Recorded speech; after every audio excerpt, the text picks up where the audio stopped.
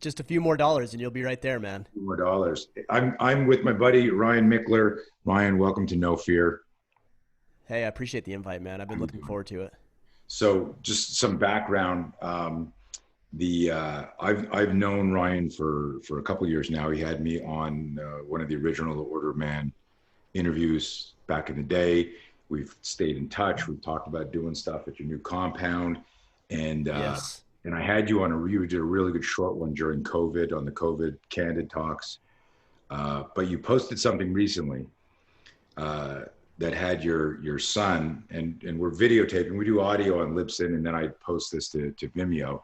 But it was a picture of your boy jumping off the dock, which is a great Yep, picture, by the that's way. him. It's a badass picture. Um, and and you wrote something that was it was really emotional. And I think I hit you up right away, and I said I got to get you on here. And I'm not going to read it to the audience. We'll post a link to it in there. But why don't you summarize that? Because it was very emotional to you and it hit me in a way that I said, I got to get this out. So, Yeah, I'm pulling it up here too. We were talking about it's like, man, I post so much stuff. It's like, what well, did I say yesterday? Let get, alone what I. yeah, but to get you going, it was about how pathetically weak we've become as a world, as a society. And Yeah, you as a dad are genuinely like going, and that was what resonated with me. I got my three kids, and I'm like I'm genuinely, I don't overthink this. I don't create a whole fear loop for myself, but I'm like going, like things are messed up. I mean, just this morning I messaged you some stuff. Like within a half an hour, Instagram had deleted it. You taking it know, down. Yeah, yeah. My thought.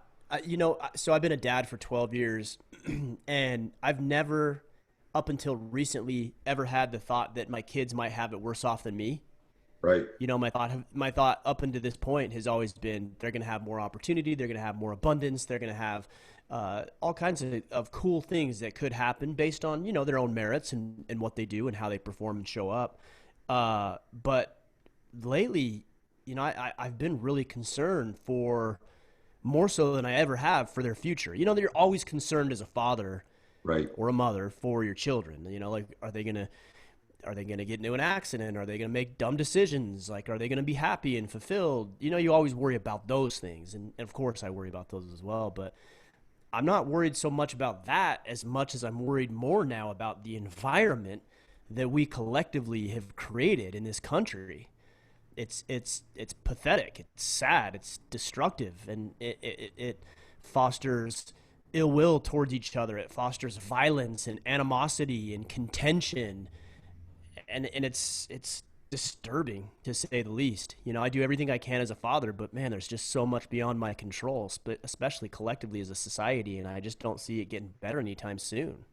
Yeah, and one of the reasons why this ties in is, and I mean, I could call any dad and probably hear a similar, rant or concern. But I wanted you Mm-hmm. on here because of Order of Man and your mission, your charter, and all of that. And I want to get to that. I want to hold that off a little bit. Um, Sure. but because I wanted to ask, like, I just saw a video, and I forget who posted it, of because a lot of us think it's like these, brainwashed, millennials who are gender fluid and have weird hair and nose rings. And I saw this video of a woman who was probably 50, 60 years old yelling at a mom with two young kids in a store. It went viral. I don't know if you saw it. They weren't wearing masks. Yeah. And she's like seething at them. And then she walks away and she says, I hope you die. I hope you and your kids die. And the mom is like going like, wow, like have a nice day. Why would you say something like that? And Yeah. it was, Exactly. but what struck me on this was like, this is a 50-year-old woman who's like just riddled with this insane hate. And the only thing I can think about is like, how potent is propaganda and what it does to our fears to make somebody literally, she's insane. That woman is insane. Can she come back from that? Did you see that video by chance? I don't know that I've seen that, There's but I've so seen many. others. The other one that struck me today was, as of us recording this, Herman Cain died of COVID. Okay. And I see people who are on Twitter and they're like relishing in the fact that he died because he was skeptical about the severity of COVID, and they're like dancing on his grave because he died, and they had a differing perspective or viewpoint as him. And I thought, man, how pathetic is that? But you're right. You know, we get so worked up about this, whether you want to call it propaganda, whatever you want to call it. We get these stimulus through news, whether they're accurate or not, and then it dictates the way that we behave. And then we get into these loops because we're seeing it as being acceptable. My brother-in-law was here over the weekend, and he said, you know, I really believe that the problem is not enough people are getting punched in the face. And so what you're seeing is you're seeing all these people who are used to interacting on social media with no real repercussions, now taking that online behavior and taking it offline and expecting that they're not going to be met with some sort of altercation or set of circumstances. And they will, increasingly they will. I mean, we saw a guy who, a protester, who approached, and it's not even protesting at this point, when you stop a vehicle on the road and you approach that vehicle with an assault rifle. Right. And the driver of the vehicle shot back and killed him. Right. Well, yeah, that's going to happen. And I would not be surprised if this individual who died thought that there was little or no repercussions for his behavior because he's been conditioned that way because he's a keypad warrior. Just punching away on that keypad, never having any real ramifications, and then he gets into real life scenarios and somebody punches back, you know, and I think it's going to take some of that. Yeah, it's a scary, scary time because like that behavior is ludicrous, and we see it all over.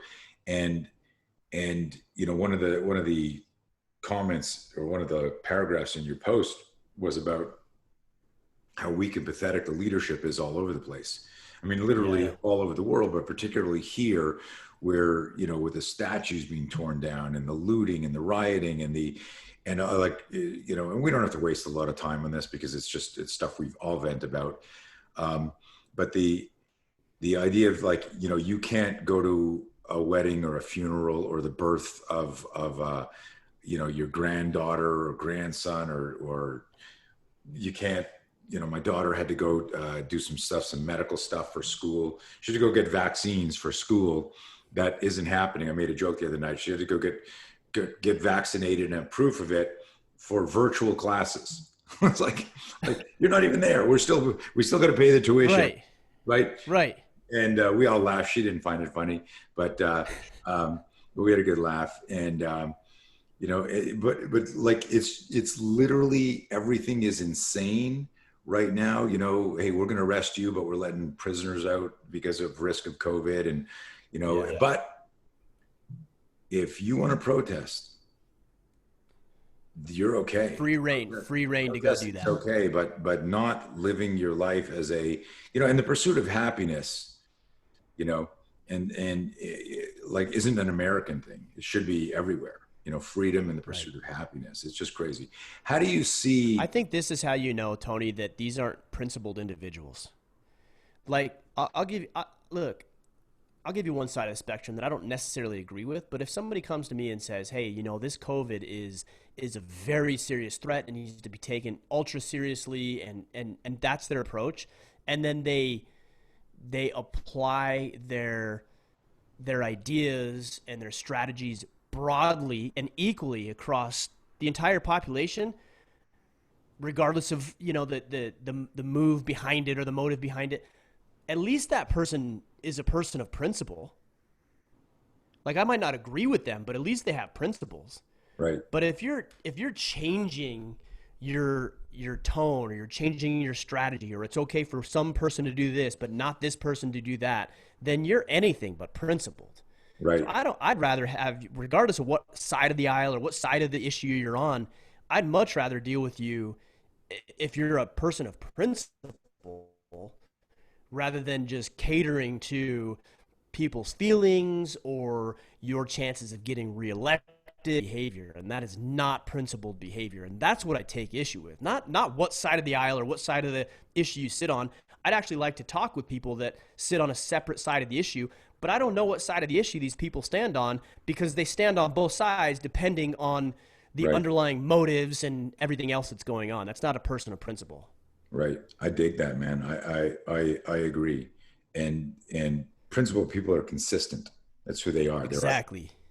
and you, it's crazy, man. It literally is crazy. And if I consume too much of it, and this is a caution to everyone listening to this, because it's such a rabbit hole, that if you start your day reading the news and you need a little break and you start scrolling, it's infecting our brains, because it's the propaganda, and it's this even the negativity. Even if you read something, you go, this is clearly wrong, this is bullshit.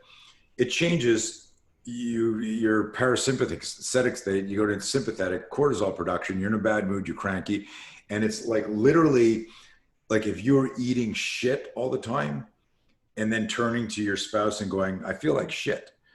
And they go, well, you're eating shit, right? And this is what the media has become. It's all shit everywhere. You both sides, especially the crazies, but both sides. It's But with your little story there, is you're absolutely right. Your partner, the person that cares about you, should say, yeah, you're eating like shit, and they should call you out on that.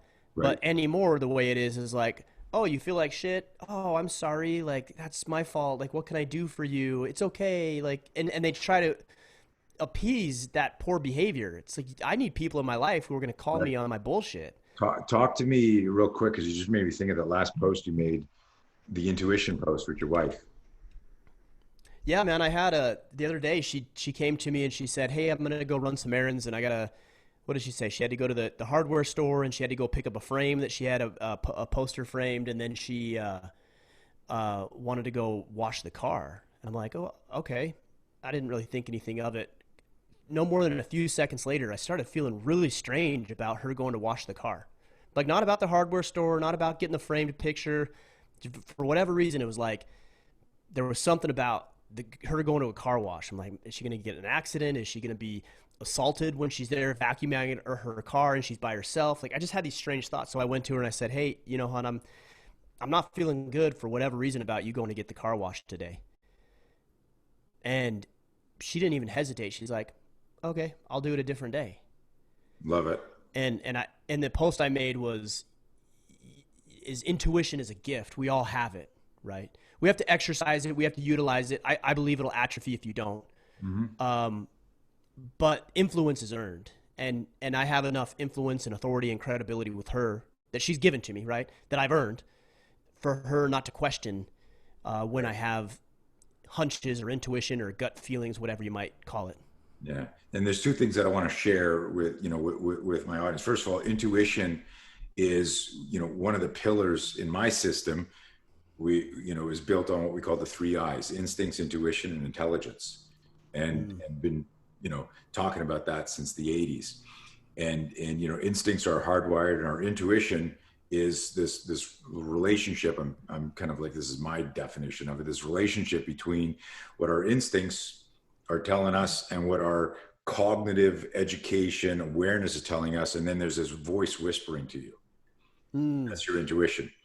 And very often intuition whispers into our ear, and then cognitive dissonance or social conditioning or even fear shuts it down.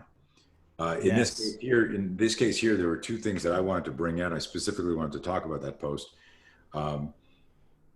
One was the strength of your relationship, that you could just say, hey, this is weird, but and her not going, don't tell me what to do. I'm my own man. I'll go, I'm a woman. Yeah. I can do whatever I want. You Yeah. won't hear me roar, or whatever it is, that she just said, I trust this, my partner, my friend, my husband, I trust him.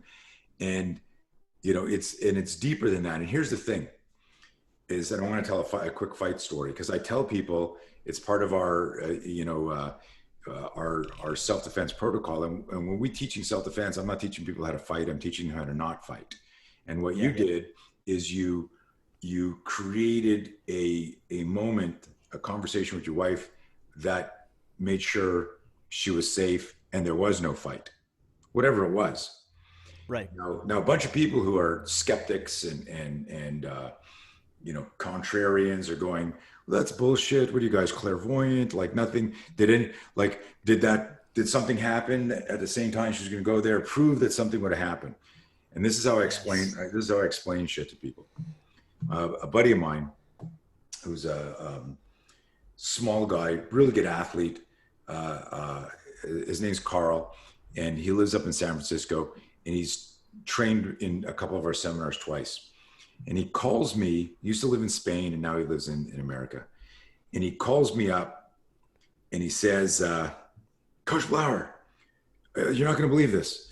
I was walking to Starbucks, and as I walk by this guy, there's this guy like leaning against the wall, like looking at his phone or whatever. And I got this weird feeling as I walked by him. And I walked into Starbucks and waiting in line, and the feeling that I was getting was, he says, I remember getting beaten up and mugged a couple of times in Spain. And it was the same feeling I had years ago, but he wasn't doing anything. He was leaning against the wall. And I forgot about it. It was like one of those weird, crazy thoughts. And I ordered my coffee. And he says, I walked out the door and the guy's still leaning against the wall like this, right? Mm-hmm. He says, I walked out the door and I looked at him. And when he looked at me, he kind of stepped off the wall like this. And so this is one of these things I teach all our students is this, this distraction. I call it devaluing technique.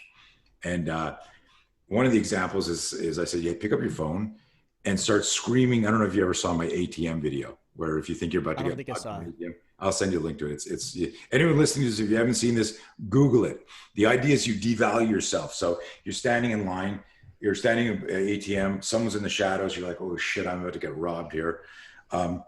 Hit cancel, and then start screaming at the machine, right? So imagine like you're a mugger, Ryan, and I'm here like this, and I look over my shoulder and I see you, and I'm like, oh fuck, there's nobody here. Why did I pick this ATM? It's so dark here. There's one guy standing there, and he's got a mask on because it's COVID. Everyone's got a mask on.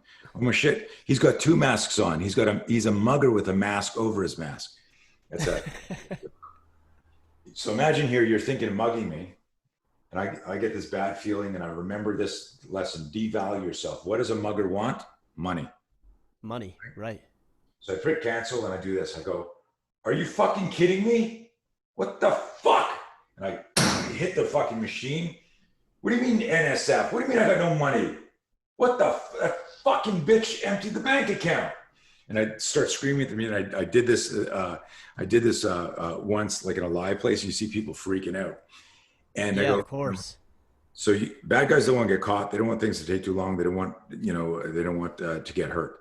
Now they see a crazy person who's got relationship problems and has no money. Right. And it's the devalue principle. Anyways, it's over. So back to San Francisco, Carl's walking. He sees this guy. He pauses. He grabs his phone. He's got his coffee in his hand. He's not talking to anybody. He goes like this. He goes, hey, you tell that fucker when I see him, I'm going to punch him in the face. Fuck no. No, you tell him to go fuck him. And he's screaming in his phone, but he's diffused his vision, and he's watching this guy who had stepped off the wall like this. He's watching Carl scream in his phone like 25 feet away. And then the guy goes back and he does this. Yeah, wrong target. And Carl walks, but he calls me up. And here's the whole point to everyone listening and sharing this with you. And back to your intuition story.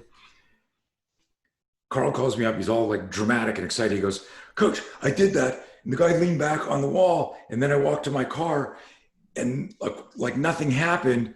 And I just wanted to tell you, like it was freaky, because he stood up when he saw me, like maybe he was going to follow me.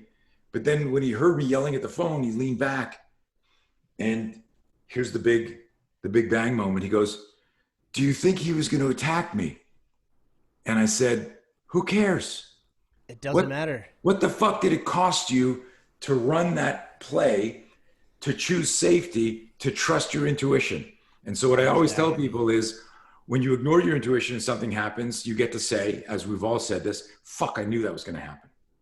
Mm-hmm. How many times have you said, whether it was food poisoning or you hurt your back on a lift or where you go, should I work out today? Now, like I always tell people, like anytime I've hurt myself training, there was a voice in my head that said something like, did you warm up enough?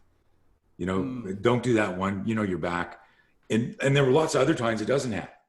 And I tell people, Right. listen to your intuition. There's zero downside to trusting it. So I applaud you for what you did to your wife, and I commend the relationship you guys have built, because she just said, I got it, honey. Yeah. Good to go. Thanks, man.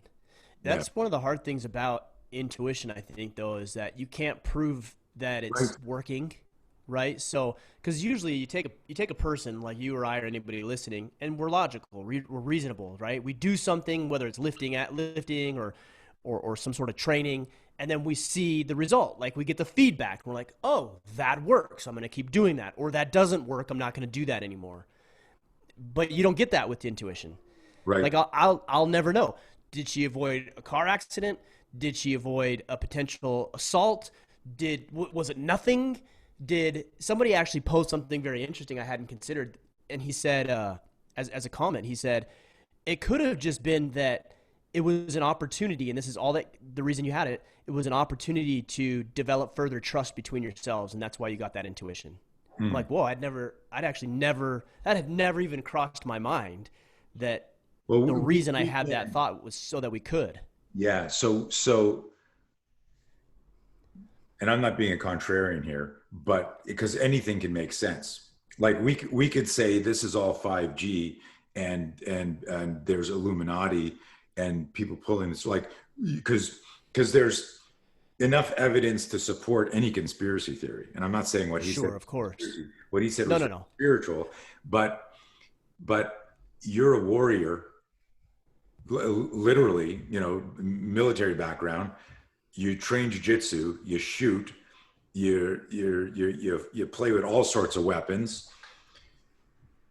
Like that would be, for me, and no disrespect to the guy who wrote that, like a dark manipulation to test and prove trust. Like we can go down there as like, if you were doing it intentionally, for sure. Or my unconscious insecurity wants to For sure. I just look at you because of what I've seen, the positivity that you're when you interviewed me for the first show, I was blown away by how fucking organized you were. The questions you wanted to ask, ready to go, like, and like you've 10x'd that in terms of your writing, your consistency since Thank you, how man. many years ago. That. And so I just want to put this out there. I think this was just you going, without doing my training and knowing that logic, what would it cost me? And here's a real dollars and cents. What would it cost me if I shut my mouth now and I don't say anything, and God forbid something happens? Then you get to go, oh my fucking God, I knew that was going to happen. And we've all said that. Right. Everyone's grandmother said, always trust your intuition. But we don't. What shuts it down is like, if you got the wrong relationship, you say, you go, I don't want her to go here. Hey, I don't want you to go out tonight with your friends. Don't tell me what to do. Like, yeah. But it's also how you express Exactly. it. It's also how you express it. So it was the cool. other thing too that I've noticed, Tony, with intuition is, and I've had this happen before, for example, you might be, I don't know, out and about in the town or at the airport or, whatever. And you see an individual, you get suspicious, like this friend of yours that you're talking about. You get suspicious and you think, okay, well, I'm going to cross the road. Like, I'm just going to go over here and walk down this road instead of going down that side, right? Something as simple as that. That's what crosses your mind. And you're like, and then you start second guessing yourself. And here's what a lot of people do. And I've done this too. It's like, oh, but if I do that, then he'll think I'm trying to avoid him. And he'll think that, maybe I'm like profiling him. And so you start worrying about this other individual and their feelings more than your own potential safety. Yeah. That's the blend of social conditioning and cognitive dissonance. I've taught, rape prevention for years, and I give like very, very clear, simple, lucid strategies to women and in these classes. And I've had everything from, so if you feel this, do this, I want you to go here. And I've had everything from this extreme, like I pay taxes, I shouldn't have to cross the street. I go, what does that got to do with your safety? right? Exactly. To all the way on the other spectrum, like what you were just talking about, where people are like, well, uh, I don't want to make the person feel bad. I don't want them to Yeah. think, no, no, you don't. You need to take care of you, right? And Mm-hmm. do the right thing for you. It's bizarre, and now it's of course amplified 100x in the cancel culture of like everyone gets a trophy and everyone's right and everyone's that whole the memes of don't confuse your feelings with facts.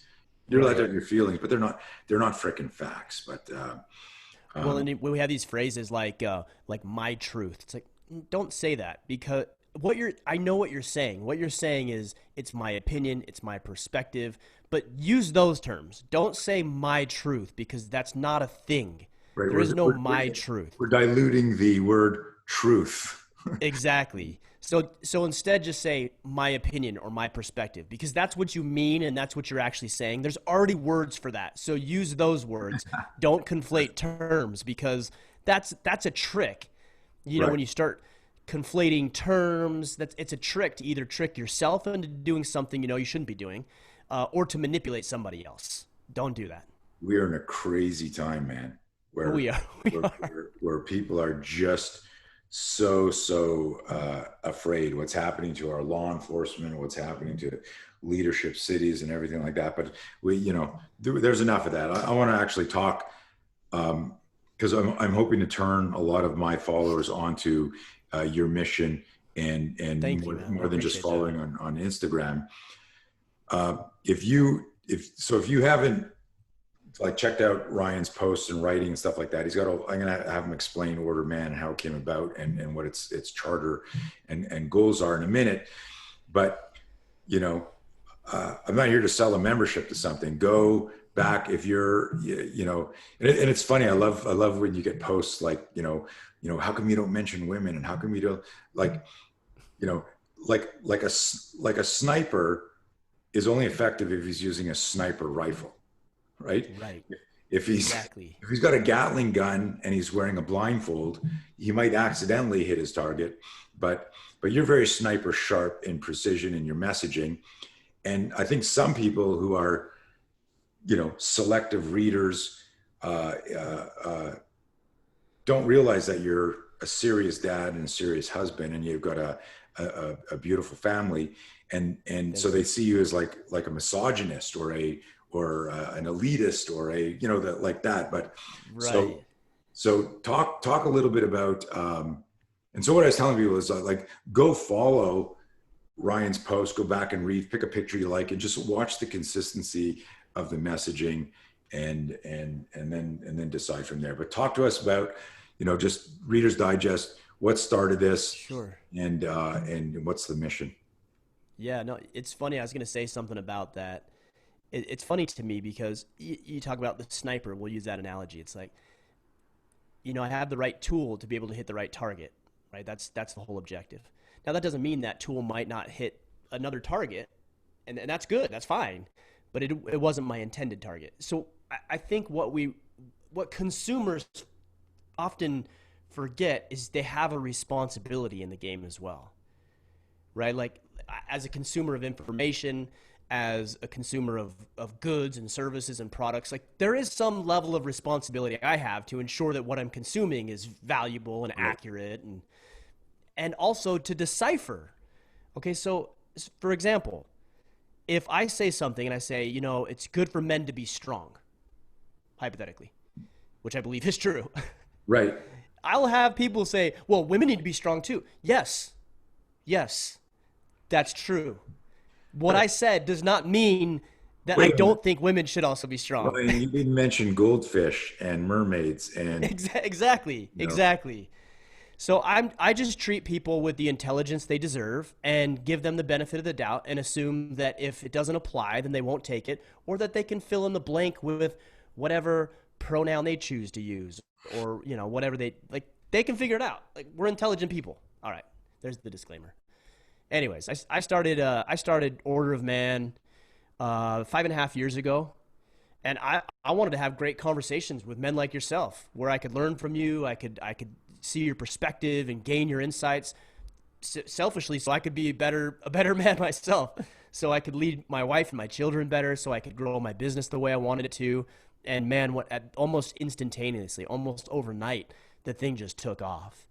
And I knew I was onto something. And when I say that, what I mean is I knew that this would be really valuable for other men. And over the past 5.5 years, we've reached millions and millions of men all over the planet who have been positively motivated and inspired by, what it is we're doing and how we're showing up and what we're calling men to do, which is threefold. And I think this is why you and I connected and why we've maintained our friendship. Is my mission is to help men become protectors, providers, and presiders, which is synonymous with leadership. And that ties nicely into what you're all about and what you're doing. That's why we've maintained this friendship.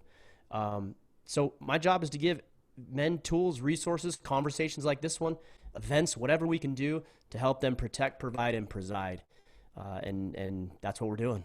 How do people consume that? Like, what's the, without getting into podcast is probably the best. Yeah. Right. I mean, when people ask me, like a stranger would ask me, so what is it you do? I usually say I'm a podcaster but I enjoy that medium. I enjoy having these longer form conversations where we can get into very specific topics and we can go deep into these things.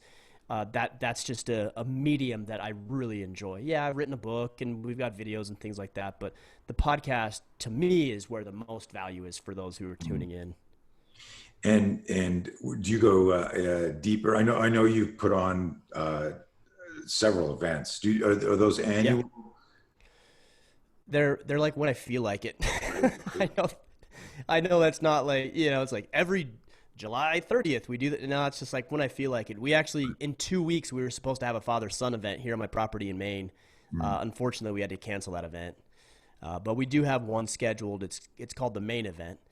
And that one is in October, and 100 men will be out here at our property joining me for 2 or 3 days and going through a lot of this stuff more in depth into what we talk about and address. Right. Do you have like online education too, aside from the podcast and just your interviews and stuff? Like, is there like a thing people join? Yeah, we've got the website, and then we've got our Iron Council, which is our exclusive brotherhood. So we've got, I think it's 635 members of the group now. And these guys, we're not on social media. It's something completely separate, and they're joining teams and communicating with each other and getting challenges and access to information that isn't available anywhere else. And then the biggest thing with that is the camaraderie and accountability. Men don't really have that in their lives unless they're in the military or they are into some sort of competitive activity, whether it's, jiu-jitsu or basketball, something like that. They usually don't have something like that. So the camaraderie and accountability that comes with that brotherhood is the best, I think, feature of it. Yeah, that's it's interesting when the whole lockdown happened. I ended up about a month later starting a garage gym, which is not it's not a workout thing. It's training self-defense with me in my garage. And right.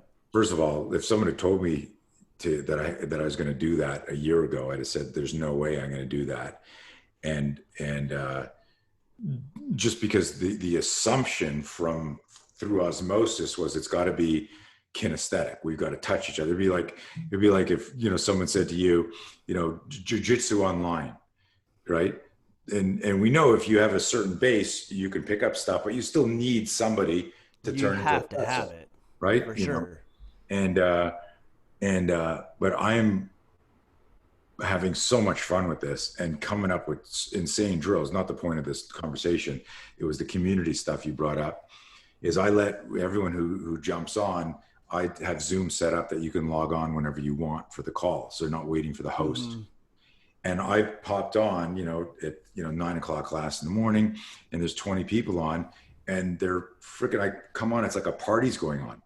They're laughing, they're talking, and it's people all over the world who would have never met. And they're not talking about self-defense. They're getting to know each other. How you been? Oh, right. My birthday, I saw like just like that network, but like you said, camaraderie, community. And I told everyone within a month, I said, listen, you know, pandemic or not, this doesn't go away. I'm going to continue this program because this is the most fun I have in my day. Literally, you know, I work 8 to 16-hour days, sometimes 7 days a week. You know what it's like. You run your own company. Mm-hmm. Yeah. And the most fun I have, and the thing I look forward to most, is the 4 times a week that I go live with the community. And because even though I've got a mobile training team, I travel, I got like friends, military, law enforcement, it's a different relationship. This is actually like I look forward to seeing these people. I can't wait to meet them live one day. Guys, we got to work out I'm going to shake your hands, you know? So it's amazing when you have that too, and I've noticed that. So people, you know, social media sometimes has a bad rap, like, oh, it's fake, it's not the real world. And you don't really have these friends. I get all that. I do. But I'll tell you what, I've met some lifelong friends through the internet. Sure. You know, and we met, we connect. I mean, you and I, we connected because of the internet, right? Right. And we haven't met in person yet. We will at some point, and it will be better. Sure. Because we're connected this way. It'll just magnify that. Sure. You know, so this is such a great medium 100%. To make those introductions. 100%. And I want to add something to that to everyone listening who's on the fence or on the pejorative, the negative side of, yeah, social media sucks and all that. It does in many ways. And my wife said the other day, like, if where the state of the world is right now could not have happened without Instagram and Facebook. And she's right. Like, I'm talking about the negative. Yeah, you said it earlier in the middle. You know, when your brother-in-law said people need to get punched in the face, right? It's you can say whatever you want from your keyboard, and you just probably wouldn't have, you know, the balls to say it to somebody's face, at least not in that way. But what I was saying is, I was talking to a buddy today, and he was going, you know, I can't do this online, and no, I killed all my social media. And I said to him, I said, Ken, I said, because he was saying that it's just so fake. You can't really connect to somebody like this, and it's a sellout. And I said, like, you painted a picture that's going to have like a very dire outcome for you because it's all negative. I said, let me ask you this. When you were online, did you ever watch a video that made you cry? I know you have. Did you ever watch a video that made you angry? Yeah. So how can you say there's no impact from social media? If you can watch a video and go, is someone cutting onions here? My fucking allergies, right? Or a video that makes you go, or did you see this? And like, you know, like get all worked up. Yeah. Yeah. And like you said, now if it's a positive thing, like when you and I meet, we're not going to like walk up to you and go, Ryan, Tony, how you doing? Like it'll be a fucking, of course. Yeah. It's embraced. Finally meeting.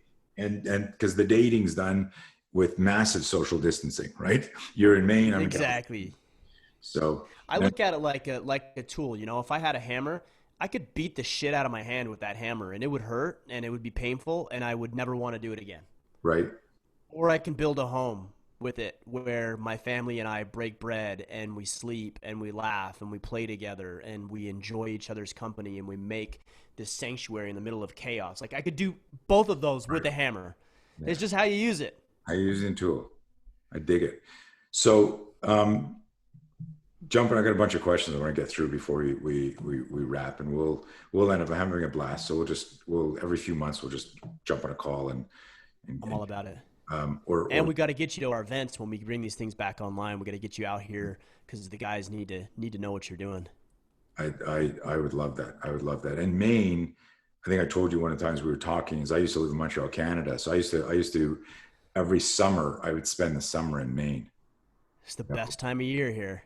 Just and freaking lobster rolls and yes. Guys, the only thing I would like you to do is if I come down in the summer, can you heat the ocean a little bit for me? Just where I go in, just warm it up to about 80.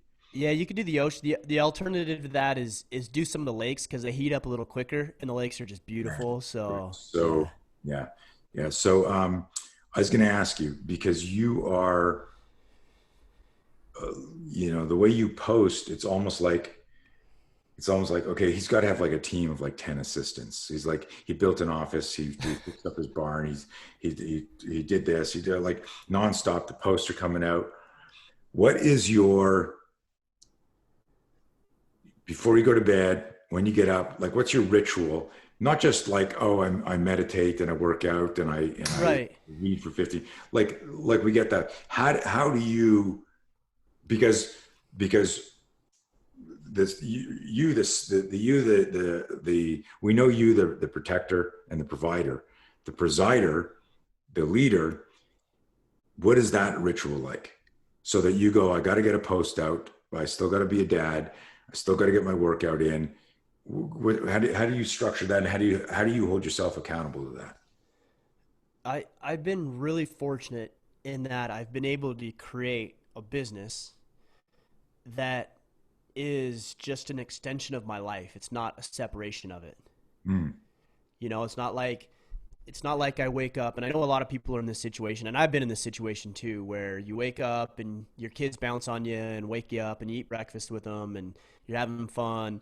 And then you're like, okay, kids, I got to go in and put my suit on, and then I got to drive for an hour, and then I got to go into this corporate world where I've got a boss who nags me and I hate my job and it's miserable. And I drive into the city and I put that corporate hat on, and then I come home and I can take that corporate. It's not like that for me. mm, My business, and this is becoming increasingly possible for millions and millions of people. right.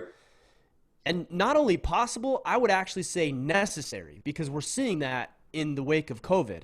You know, I just heard that this week, what, 1.5 million new Americans filed for unemployment benefits this week. You know, the likelihood of this job security thing that we have been accustomed to is not what it once was. Right. And So for me, to answer what you're asking about, like how do I do all that? I look at my I'm a pretty good marketer. I know that about myself. I've built that over time. I don't game it in that it's different. I just look at it like I've got to document my life, because I don't position myself as a guru. That's not what I think I am. I just feel like I'm a man, like a pretty ordinary guy who wants to be good and do good and make himself capable in all ways. And I'll just share with you what works for me. And I'll also share, like, shit, I did this. That was stupid. I shouldn't have done that. Here's what I did. Here's the lesson. I hope it serves you in some way. And that's it. And it alleviates a lot of the stress of like, man, what am I going to post about today? Because I'm just documenting my life, my growth, my progress, my failures. And that's how it's been able to work for me. I love it. Do you have a schedule that you stick to? Like you go to bed at this time, you're going to get up. You write at this time. Because in many ways, I haven't been in an office for decades, and even the two times that I actually rented an office, I never even went to it. I rented it because I thought I had to have one, and then like Yeah. 10 months later, I was like I've been here like 4 times. I'm not like renewing the, but Right. I'll still like, you know, like a week will go by and I'll go, shit, I didn't do this. I didn't do this. I'm all over the place. As I'm the guy that's trying to prove multitasking actually works. Yeah, for me, I will say it like this. My working hours are 9 to 5. Like those are my, working hours. But if my daughter comes to me at noon and she says, "Hey dad, can you do this? Can you go jump on the trampoline with me?" I'll look at my schedule and be like, I can't do it right now because I've got a meeting from, 12:30 to 1:30. But at 2 o'clock, absolutely, I'll go do that for an hour with you. And so I can carve that time in. And I'm pretty detailed. Like I've got my daily planner right here, and I write out everything that needs to be done. And when it's done, I stop working. Mm, That's it. I'm like, I just stop. I'm like, I got it all done. That's good enough for me today. Right. I'm not an overachiever. I would say I don't feel like I have to work until 5 o'clock. If I'm done at 3:30, I'm like, cool. I got everything I wanted to get done. It's 3:30. I'm going to go shoot some hoops with my boys, or we're going to go, we've got some jujitsu mats we put out in the front, and we're going to go roll and train and just have a good time. It's 3:30, but my workday is done. So I have my working and operational hours, but I work until I'm done. I don't just work until that time that I'm supposed to punch on the Right. clock. I dig it. I dig it. Do as a guy who enjoys, and by necessity, like you, I need to post stuff. I'm not a daily poster on Instagram. I'll leave things up for a Uh-huh. few days and stuff like that. Do you know when something is going to be a meaningful post? Like you see an event, or like when you took that picture of your son jumping off the dock. Yeah, I Like knew that would be good. And yeah, when I say good, I mean I knew it would resonate with a lot of people. right. I knew that. And Uh, did you, just in terms of the creativity part of that, um, because I think there's millions of parents. I wish I could say there are millions of parents listening to this, but I don't think the numbers are that big. But there's millions of parents who ostensibly could listen to that, and I would suggest or argue that they've all, during this last several months, looked at their newborn baby or their kid and went, oh my God, like what a, trying to be spiritual here, and we're going to make the most of it, but what a horrible time for, like kids aren't going back to school, right? And just yeah. all that stuff. Like when you saw when you took that picture, did you immediately go, and in your mind that post started to come together, or had you been thinking about it and then you knew the picture matched it? It's almost like, what I'm No. asking is Yeah, I like, do know what you're asking. Yeah. I just catch in the moment. I'm like, okay, here's my son. He's doing this thing. And in the moment, I was thinking, man, like he's like soaring, He's like, you look at that picture, he's yeah, soaring, yeah, he's excited, he's optimistic, he's hopeful, and at some point, like he jumped off a dock, so at some point he's gonna fall, and right, he's gonna land in the water. Is that gonna be a soft landing or is that gonna be a hard landing? right, right. And That's good. so I thought to myself, I'm like, well, I guess it depends on how he lands, Right, how he articulates his body. If he does a belly flop, it's gonna hurt like hell. right, If he arches his back and dives in, he's gonna feel all right. But then also, what are the conditions of the water? And those are the external circumstances. So I just started like thinking about it in my mind. But here's how I view it. I have a good friend. His name's I have two Harbinger. friends that are, one's Harbertson and one's Harbinger. I'm Okay, talking about Jordan Harbinger. okay, So, you know Jordan? yeah, Yeah, great guy. And years ago, he told me, he said, Ryan, your audience doesn't have a voice, and your job is to be their voice. Now, he was talking about it in the context of the podcast. Like have you ever listened to a podcast and the guy doing an interview is like, he's off or he misses a question? You're like, oh, dude, why didn't you? I want to know. Wait, stop. I want to know more about that.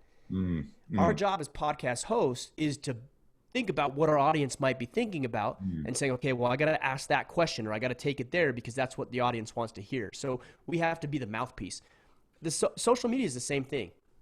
And this is how you know when you're on, in my opinion, This at is least. great, man. This is gold. I love this. Go. Yeah, I really enjoy this side of it. It's like human psychology, figuring this stuff out.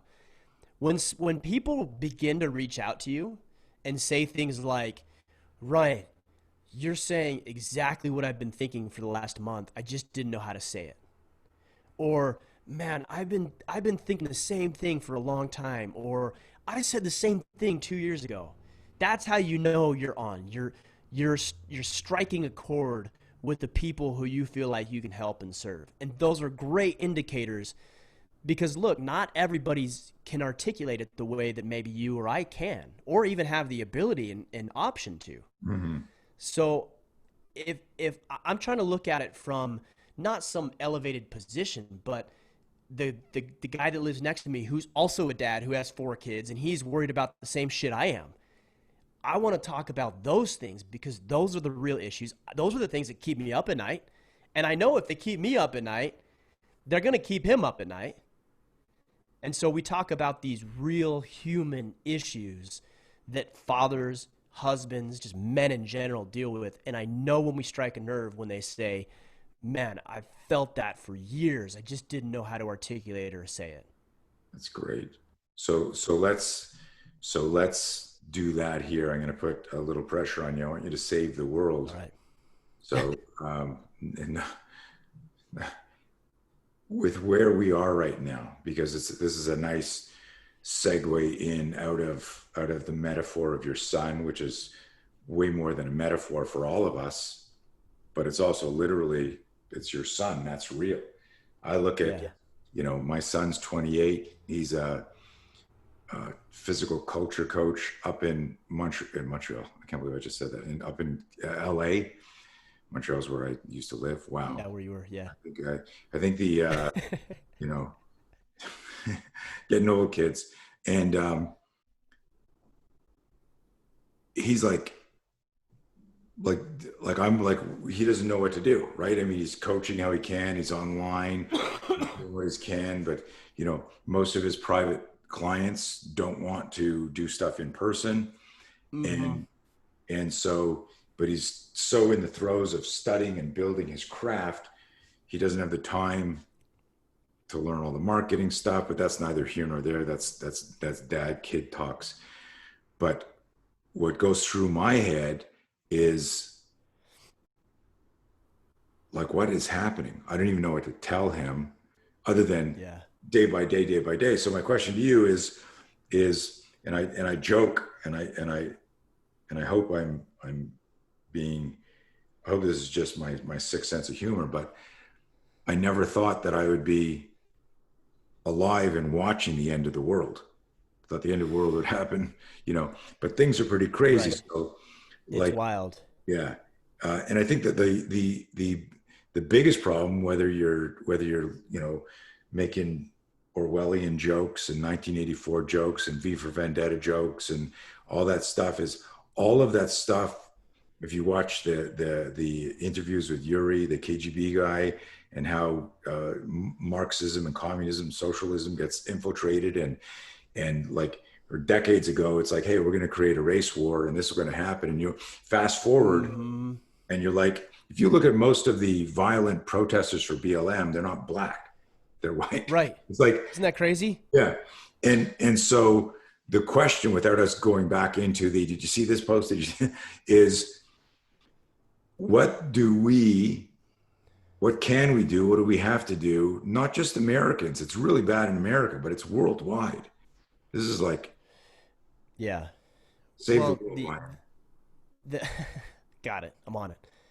The problem is I can't, and you can't. You can influence it, right? But I can't control what you do. Right. But that's actually the answer, is that we have to take individual responsibility. And what's happening is we're teaching and we're brainwashing an entire generation anything but individual responsibility. Like when my kids screw up, I have a 12-year-old, a 9-year-old, a 6-year-old, and a 4-year-old. When my kids screw up, they face the consequences of their choices because they'll learn individual responsibility. Right. If I rob them, and it quite literally, it is robbing, it is stealing from them, the opportunity of the discomfort of negative consequences for poor decisions, they'll never learn those lessons. And then we'll have a society of sniveling, whiny, entitled brats. And quite frankly, I think that's what we're seeing. We live in the easiest time in the history of our species, which is a problem because we don't have anything really to worry about. We don't have really anything to fight about. And so we make up things to be upset about that really probably aren't actually there. Mm-hmm. We need to struggle as human beings because that's how we learn and that's how we expand and that's how we grow. But we stripped struggle away from individuals in order to have more comfort, more safety, more security, more prosperity, more abundance, which is all wonderful. but it's come at the expense of our ability to take responsibility for our lives. And we think that somebody else is going to offer it to us. My boss, the president, the economy, the government, fill in the blank. My wife, I've heard guys say, well, it's my wife, she takes care of that. You need to take care of that. And she needs to take care of her side of the thing. But the more that we can begin to teach, well, and for ourselves, embrace individual responsibility, and in addition, in our circles, in our sphere of influence, you do the same thing with your people. Like, you brought up that example of like, well, I pay taxes, I should be able to walk on this side of the road. That's not individual responsibility. Mm-hmm. You just said that it's not your responsibility to keep yourself safe. That's exactly what you said. That's the exact problem. It is your responsibility to keep yourself safe. It's your responsibility to make sure that you're fulfilled. It's your responsibility to make sure that you can put food on the table and a roof over your head. That is your responsibility. So we embrace it for ourselves first, and then we start teaching it to our spheres of influence, whether that's just your children and your wife, or a team that you coach, or you've got some level of influence like Tony, you and I have. We start to expand that sphere out, but everything should have the fundamental element of individual responsibility. And when somebody messes up, allow them to feel the weight of that mess up. As uncomfortable as it is, it's actually, I've thought a lot about this. Why do we spare people the consequences of their decisions? Like, I was thinking, why do we do that? I'm like, because we care about those people. That's not why we do it. It is not why. That's what we say. Well, I care. I don't want that person to feel bad. That's what you say. What's really happening is you don't want yourself to feel bad.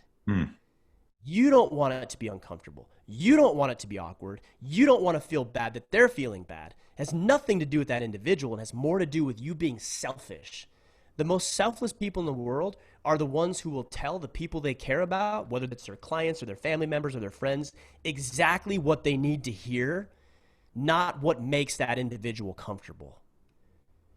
So get over yourself and tell people what they need to hear, even though you're going to be uncomfortable in doing it. It's what they need to know. It's good, man. Very good. So we need to have a whole bunch of rioters listening to this last 15 minutes. And here's what needs to happen. They need to be issued consequences. Mm-hmm. If these rioters are just allowed to do whatever, they vandalize property, be violent to other individuals, cause harm and infliction upon other people, and we let them do that, we're encouraging it. We're like, yeah, go ahead and do that. We want you to keep doing that. Go ahead. Instead, there needs to be consequences. These people need to go to prison.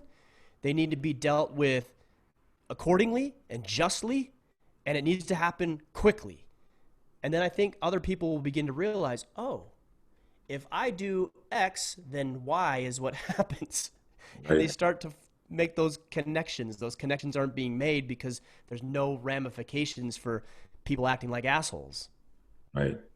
It's so easy to hijack this conversation and turn this into a more about the political motives around it and why you've got governors and mayors just facilitating this behavior, which of course is contagious, and then you've got the incidents like, people are starting to get seriously maimed and killed as a result of it.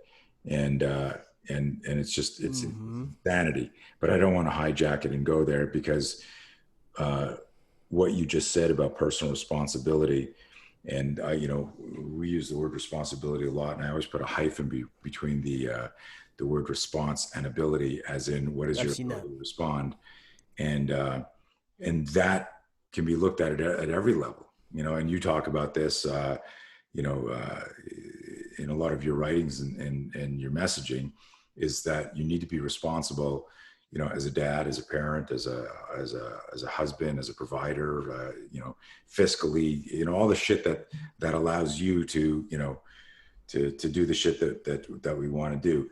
Do you think the pendulum, Malcolm Gladwell's tipping point, which was meant to be more of a positive psychology thing of like when things get this level, goes to that next level. But like I sometimes sit here and I don't know if I'm a cynic, optimist, pessimist. I suppose it depends on what I'm looking at.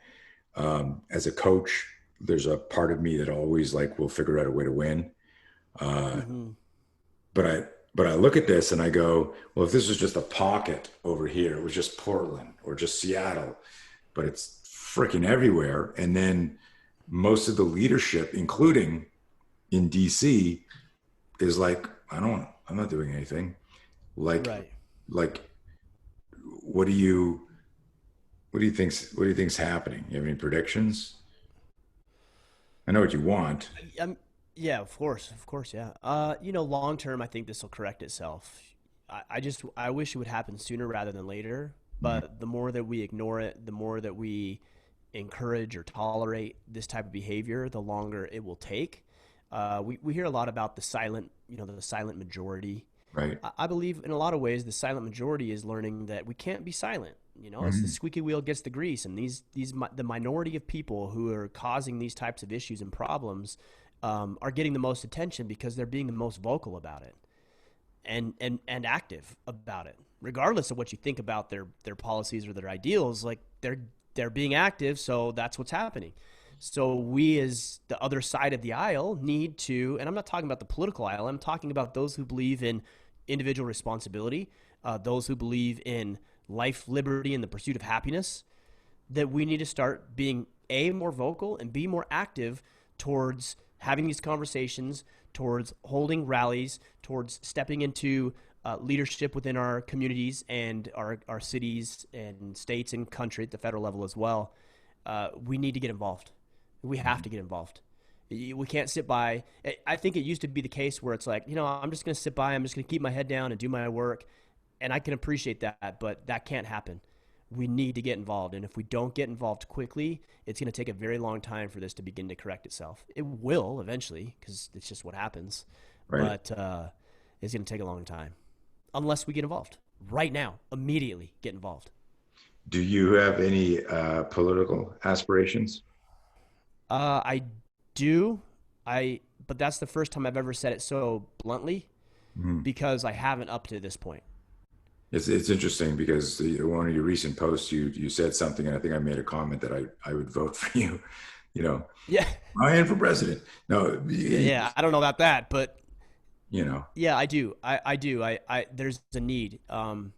There's a need for men like me. I know that might sound arrogant, but there's a need for men like, and you, I mean, people that are listening, there's a need for men like us to step up. And I have the financial capacity, the emotional ability to do this. I'm in a position where I can, and it's getting to that point where it's starting to make more and more sense for me to do so. well, I hope you do. Dude, this was a great conversation. Um, I'll of course post links and shit in the show notes, but what's the best Yeah. place to reach you or connect with you? The podcast is probably best, like I said earlier. So wherever you're listening to this, you can listen to mine, Order of Man, the website. There's also a free course that we have available right now, Tony. It's called 30 Days to Battle Ready. So if anybody's listening wants to go through that, it's free. It'll just help you go through 4 different phases that are going to help you plan out your life and how you're going to act over the next 90 days. So if you go to orderofman.com/battle ready, you can get access to that. Beautiful. Dig it, man. Ryan, thank you so much. Very, Appreciate you, very brother. informative and illuminating. And we will hopefully see you very soon. Maybe this pandemic will clear up after November. Oh, I think it depends on the result of the elections, where Oh this my God, I pandemic wasn't even goes. thinking about the election when I said that. I was an accident. It could be interesting. Tony, I appreciate you, brother. Thanks for the opportunity to join you. Man.